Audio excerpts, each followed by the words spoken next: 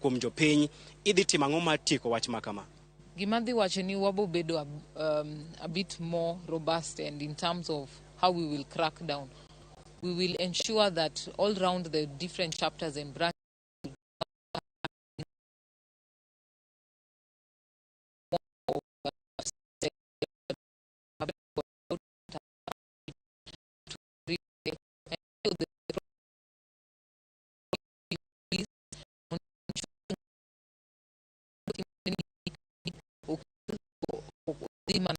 some members of the public wabo ensure wadil kod gimaberni.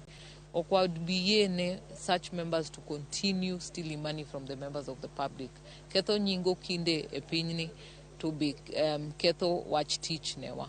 And so what I can affirm and confirm to all members of the public is that LSK will ensure we stamp out all of these quacks.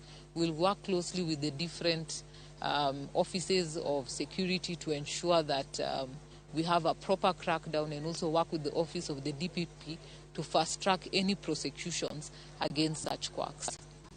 En wach mane mogik minyalo nyiso onagi nyikwa Ramogi mane ni sani Ramogi TV kaachiel kod okinde mapacho kae?